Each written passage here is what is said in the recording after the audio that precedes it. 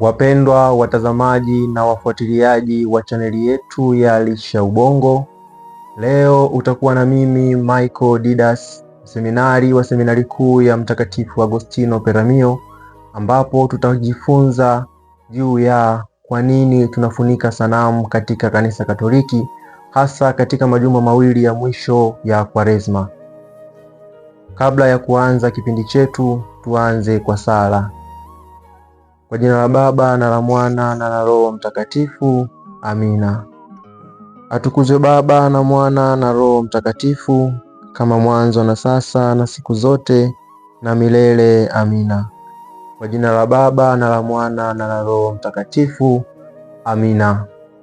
Mpendwa mtazamaji wa chaneli yetu ya Lisha Ubongo, kama nilivyokujuza hapo awali kwamba tutajifunza juu ya kwa nini katika kanisa Katoliki tunafunika sanamu, hasa zilizopo katika maeneo ya wazi kama vile kanisani au chepo. Mafundisho ya Yesu yalikuwa ya kusahihisha desturi nyingi za Kiyahudi.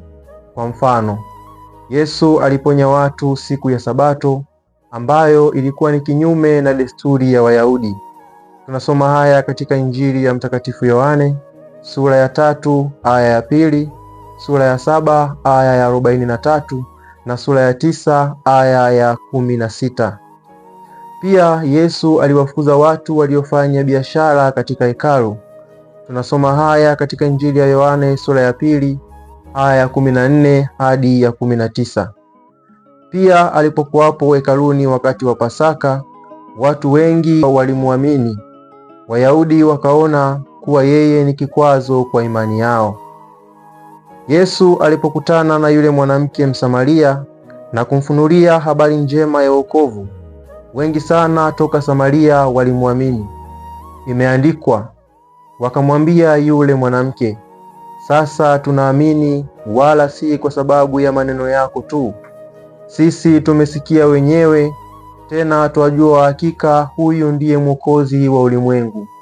Injili ya Yohane sura ya 4 aya ya 42. Umaarufu wa Yesu uliongezeka kila mahali.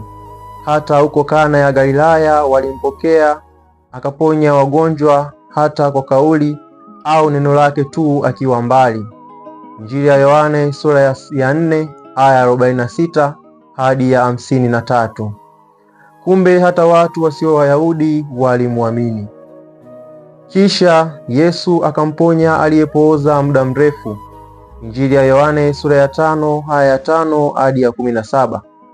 Tena Yesu aliwalisha wanaume 5,000 kwa mikate 5 ya shayiri na samaki 2. Injili ya Yohane sura ya 6 aya ya 9 hadi ya 14.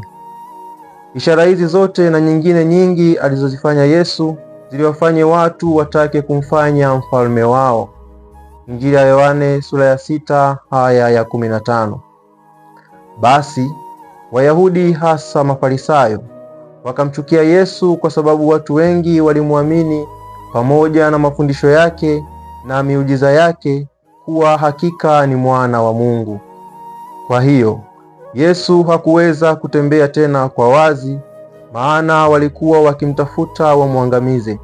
Injili ya Marko sura ya 1 aya ya 45. Tena hakutaka kutembea katika Uyahudi kwa sababu Wayahudi walimtafuta ili wamuue. Injili ya Yohane sura ya 7 aya ya 1.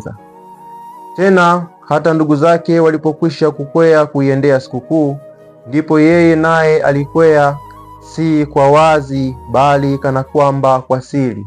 Injili ya Yohane sura ya 7 aya ya 10.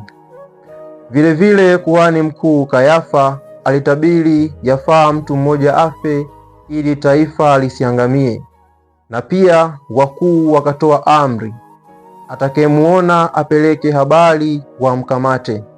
Injili ya Yohane sura ya 11 aya ya 45 hadi ya 57.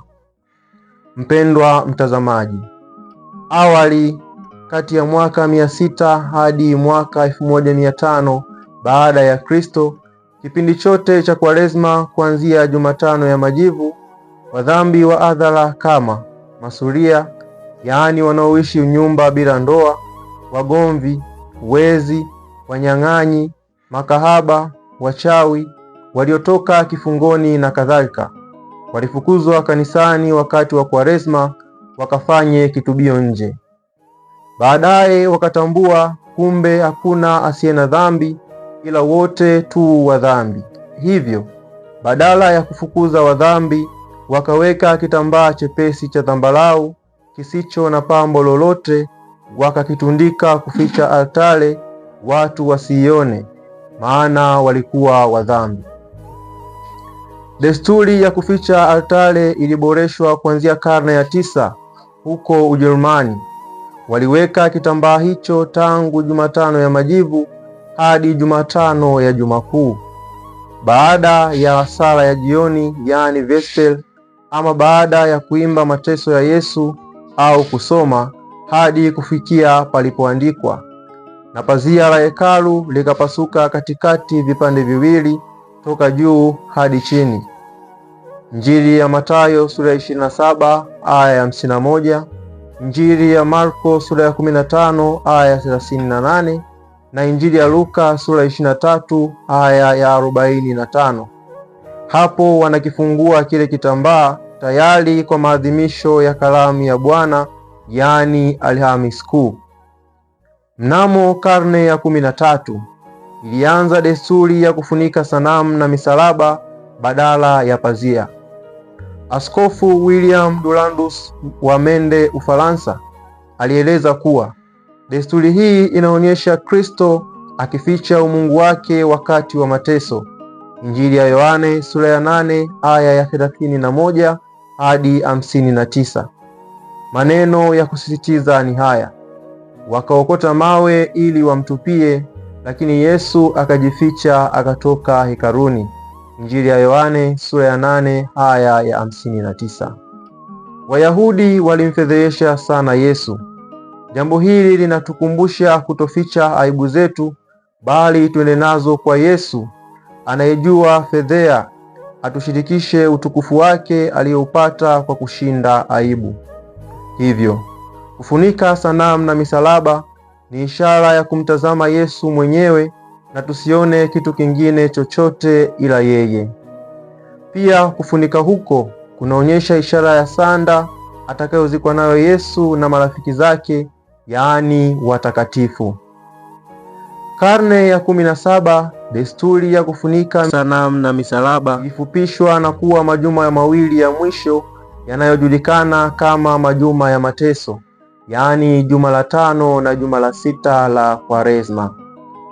Mwaka 1878 Papa Leo wa 13 aliagiza sanamu na misalaba ifunikwe, isipokuwa sanamu ya Mtakatifu Yosefu kwa mwezi Machi iachwe, kwa sababu ni mwezi wa Mtakatifu Yosefu, hasa Machi 19, ambapo tunasherekea sherehe ya Mtakatifu Yosefu mume wa Bikira Maria. Baada ya mtaguso mkuu wa Vatikano, Baraza la Maaskofu Mahalia walipewa mamlaka ya kusimamia desturi ya kufunika sanamu na misalaba katika maeneo yao. Wengine hufunika kwa majuma mawili, yaani juma la 5 la Kwaresma linalojulikana kama juma la kwanza la mateso hadi Ijumaa Kuu kwa misalaba, ili kutoa nafasi ya kuabudu msalaba, na hadi vijilia vya Pasaka, yaani Jumamosi Kuu, wakati utukufu ukiimbwa kwa sanamu nyingine zote. Hii pia inaashiria kuwa marafiki wa Yesu hawakurudi toka mafichoni hadi walipopata habari ya kuwa amefufuka. Wakati wa Jumapili ya Matawi, msalaba wa maandamano kwa kawaida haufunikwi, lakini wengine hufunika kwa kitambaa cheupe. Lakini si lazima kufunika msalaba ule wa maandamano. Vile vile vituo vya njia ya msalaba, misalaba isiyo na mwili wa Yesu pamoja na picha za madirishani kamwe hazifunikwi. Kufunika sanamu na misalaba ni desturi nzuri sana ya kutuingiza katika tafakari tunapotembea na Yesu katika mateso, kifo na ufufuko wake. Macho yetu hayavutwi kutazama au kuwaza vitu vingine isipokuwa altare ndiyo sadaka ya msalaba wa wokovu wetu. Kufunika misalaba na sanamu hakutakuwa na maana kama waamini hawatageuka na kufanya mabadiliko mioyoni mwao. Kitabu cha Nabii Yoeli sura ya 2 aya ya 12 hadi ya 14. Kwa njia hii tunashiriki pia utukufu wa ufufuko wake. Vinavyofunikwa hasa ni vile vilivyopo katika maeneo ya wazi kama vile kanisani au chepo. Vile vya kuvaa au vilivyomo nyumbani, vya binafsi au kwenye magari au hata ofisini si lazima kufunikwa. Mpendwa mtazamaji wa chaneli yetu ya Lisha Ubongo, hadi hapa tunafikia tamati ya kipindi chetu ambapo tulikuwa tukijifunza juu ya kwa nini tunafunika sanamu katika kanisa Katoliki, hasa katika majuma mawili ya mwisho ya Kwaresma, yaani juma la 5 na juma la 6. Ulikuwa na mimi mseminari Michael Didas kutoka seminari kuu ya Mtakatifu Agostino Peramio. Tumalize kipindi chetu kwa sala. Kwa jina la Baba na la Mwana na la Roho Mtakatifu. Amina. Atukuzwe Baba na Mwana na Roho Mtakatifu, kama mwanzo na sasa na siku zote na milele. Amina. Kwa jina la Baba na la Mwana na la Roho Mtakatifu. Amina.